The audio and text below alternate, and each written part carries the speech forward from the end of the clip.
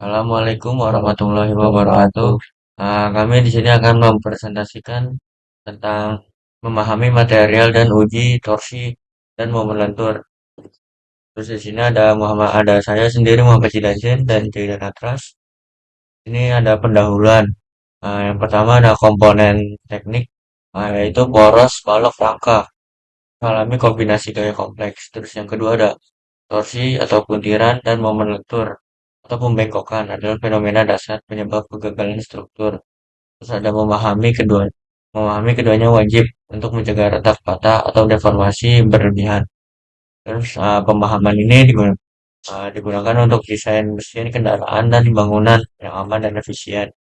Terus ada rumusan masalah, yaitu apa itu torsi dan momen lentur, serta bagaimana konsepnya. Terus yang kedua ada bagaimana distribusi tegangan yang terjadi akibat pembebanan torsi dan momen lentur, bagaimana pengaruh kombinasi torsi dan momen lentur terhadap kekuatan struktur. Oke, di sini ada tujuan penulisan. Yang pertama untuk mengetahui dan memahami konsep dasar torsi dan momen lentur dalam mekanika teknik. Yang kedua untuk menganalisis distribusi ketegangan yang terjadi akibat pembebanan torsi dan momen lentur pada material atau struktur. Yang ketiga untuk mengetahui pengaruh kombinasi torsi dan momen lentur terhadap kekuatan dan perilaku struktur. Next, ini ada konsep dasar torsi atau butiran. Torsi adalah besaran dalam bentuk mekanika yang menyatakan kecenderungan suatu gaya untuk menyebabkan benda berputar terhadap suatu sumbu atau titik tertentu. Torsi termasuk dalam besaran vektor sehingga memiliki arah dan besaran. Konsep dasar torsi atau putiran. Definisinya dan kecenderungan suatu gaya untuk memutar benda terhadap suatu sumbu. Yang dimana rumusnya ini T sama dengan F kali R. Dimana T sama dengan torsi, F adalah gaya dan R sama dengan jarak lengan momen. Kesimpulannya, torsi semakin besar jika gaya F atau jarak lengan R diperbesar. Terus di sini ada konsep dasar butiran yang berupa rumus. Cara pengerjaannya di sini ada berat atau ringan. Kunci yang lebih panjang menghasilkan torsi yang lebih besar sehingga lebih ringan. Jadi semakin panjang, jadinya nih tuasnya itu semakin ringan jauh diputarnya. Terus di sini ada arah dan sistem kerja torsi. Di sini penjelasan torsi menggunakan kaidah tangan kanan, yaitu menggenggam arah putaran menggunakan jari tangan kanan, terus ibu jari menunjukkan arah vektor torsi. Jika putaran searah jarum jam, maka torsinya sedang, maka torsi akan masuk ke bidang. Sedangkan jika berlawanan arah jarum jam, maka torsi akan keluar dari bidang. Secara sistematis, torsi merupakan hasil perkalian silang antara gaya dan jarak dari pembubutan. Oke, selanjutnya torsi dalam kehidupan sehari-hari. Yang pertama mengencangkan baut. Gagang kunci yang panjang memudahkan membuka baut karena memperbesar R. Yang kedua membuka pintu. Mendorong di ujung pintu. Jauh-jauh dari engsel terasa ringan. Yang ketiga memutar setir mobil. Gaya tangan diubah menjadi torsi untuk membelokkan roda. Oke, next. Di sini ada analisis torsi akibat tegangan geser.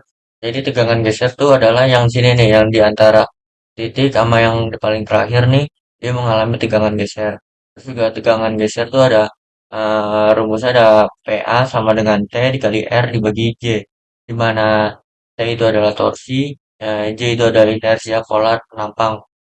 Distribusi tegangan nol di pusat poros, meningkatkan linear, maksimal di permukaan luar. Nanti ada distribusi tegangan geser.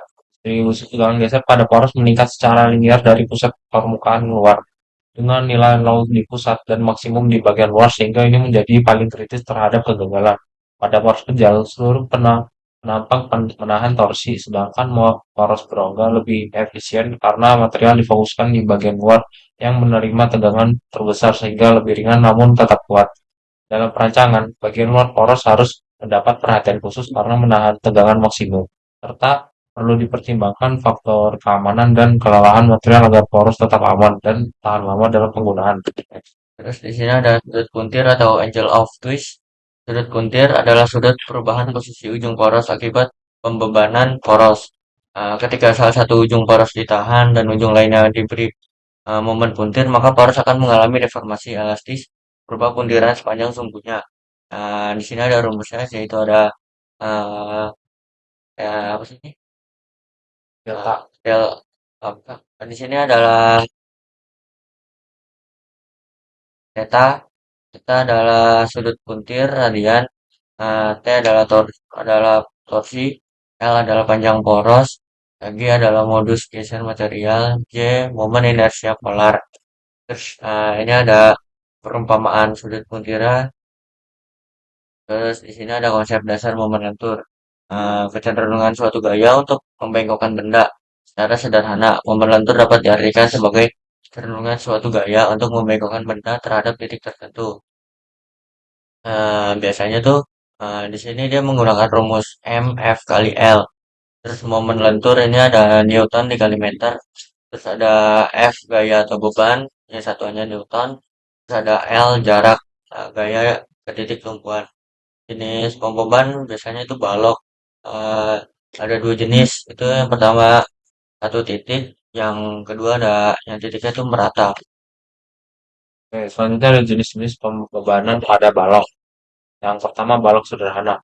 Letupan, momen dan letupan maksimum di tengah. Umum digunakan pada struktur sederhana seperti jembatan kecil. Yang kedua balok cantilever atau tumpuan tetap.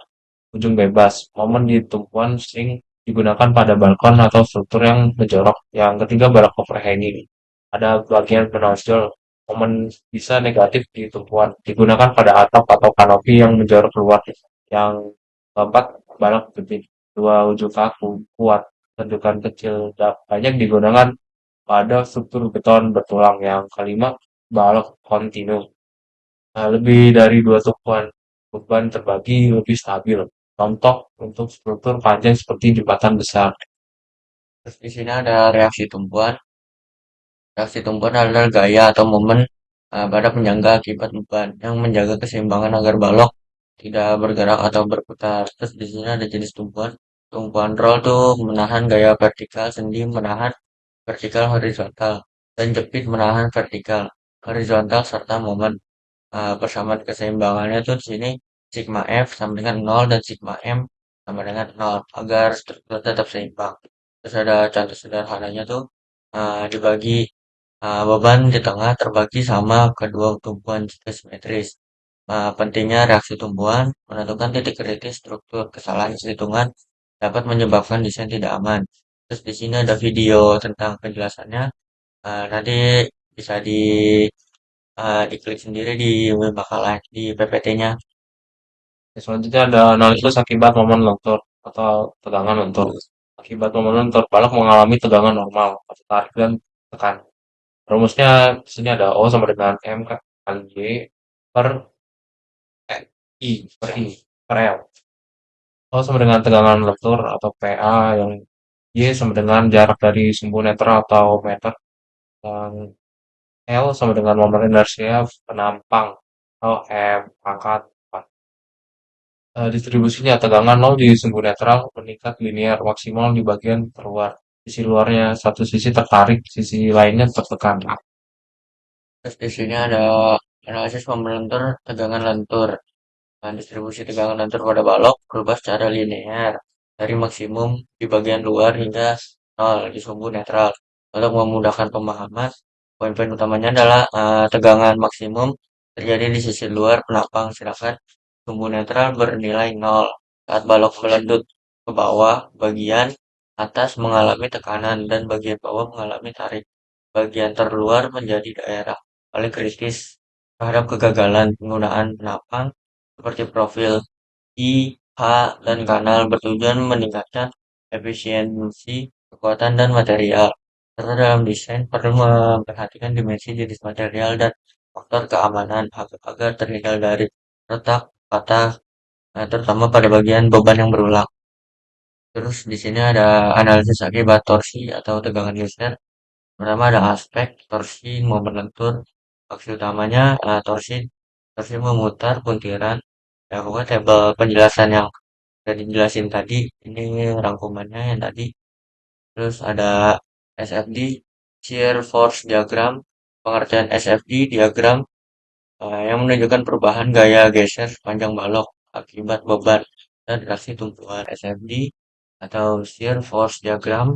Diagram yang menunjukkan perubahan gaya geser sepanjang balok akibat beban dan reaksi tumpuan. Bentuk diagram tuh beban terpusat garis horizontal loncatan di titik beban.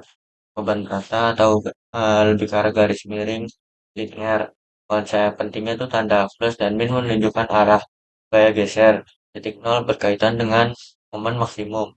Fungsi SFD sendiri ini menentukan lokasi gaya geser terbesar pada balok. Manfaat membantu desain struktur agar aman dari kegagalan geser. Selanjutnya ada bending moment atau diagram atau BMD. Pengertian BMD, diagram yang menunjukkan perubahan momen lentur sepanjang balok akibat beban. Konsep dasar, momen lentur menyebabkan balok melengkung. Semakin besar momen, semakin besar tegangan. Untuk diagram, beban terpusat segitiga atau maksimum di tengah, beban merata, kurva parabola. Tahapan analisis dibuat setelah reaksi tumpuan dan SFD diketahui. Fungsi BMD menentukan titik momen maksimum dan daerah kritis balok. Manfaat membantu menentukan ukuran penampang dan mencegah kegagalan struktur. Terus di sini ada video penjelasan yang lebih kompleks, apa itu SFD dan BMD. Nanti akan bisa diakses sendiri di PPT-nya. Terus di sini ada diagram geser, lebih ke arah hubungan di antara SFD dan BMD. SFD menunjukkan gaya geser, sedangkan BMD menunjukkan momen lentur. Keduanya saling berkaitan dan analisis balok. Prinsip hubungan perubahan gaya geser memengaruhi kemiringan grafik dan momen lentur. Urutan analisisnya tuh SFD dibuat terlebih dahulu, kemudian BMD. Nah, manfaat menentukan titik kritis, momen maksimum, dan desain balok yang aman. Ini ada rumusnya itu, ada V yang merupakan turunan dari momen lentur, ada M nih di sini nih terhadap panjang balok, dan X itu kecilnya perubahan momen lentur ditentukan oleh nilai gaya geser pada titik tertentu. D ini kayaknya nilainya sama. Itu yang mungkin untuk menghitung deformasi. Selanjutnya ada perbandingan torsi dan momen lentur. Yang pertama, perbedaan karakteristik. Kita membahas cara kerja gaya pada beban. Torsi menyebabkan tiran kuntit atau putaran pada sumbu. Contohnya poros. Momen lentur menyebabkan pembengkokan, contohnya balok atau jembatan. Jenis tegangan yang terjadi, membahas jenis tegangan akibat pembebanan. Torsi menghasilkan tegangan geser atau maksimum di permukaan. Momen lenturnya menghasilkan tegangan tarik dan tekan dipisahkan oleh sumbu tetra. Yang ketiga, pengaruh terhadap material. Membahas dampak pembebanan pada kekuatan material. Torsi, deformasi puntir, letak spiral, kelelahan material, momen lentur, landutan, letak tarik, tekan hingga patah. Terus ini ada kompleksitas di dunia nyata, kombinasi torsi dan momen lentur. Eh, Dalam dunia nyata tuh beban tidak bekerja sendiri-sendiri. Komponen seperti poros, roda kendaraan menerima torsi dari mesin. Terus momen lentur dari berat kendaraan.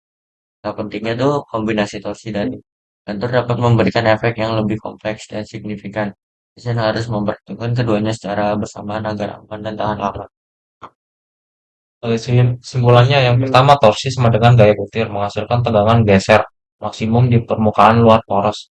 Yang kedua, momen lentur dengan gaya benting, menghasilkan tegangan normal atau tarik dan tekan maksimum di serat terluar balok, nol di sumbu netral. Yang ketiga, desain yang tepat sangat bergantung pada pemahaman mendalam tentang bagaimana gaya bekerja, distribusi tegangannya, dan bagaimana material akan merespon beban tunggal maupun kombinasi. Yang keempat, tujuan akhirnya menciptakan struktur atau komponen yang kuat, efisien, aman, dan tahan lama. Terima kasih, Pasian, dari presentasi kami. Di sini ada soal latihan kuisis yang bisa diakses dengan scan barcode ini. Sekian dari kami. Wassalamualaikum warahmatullahi wabarakatuh.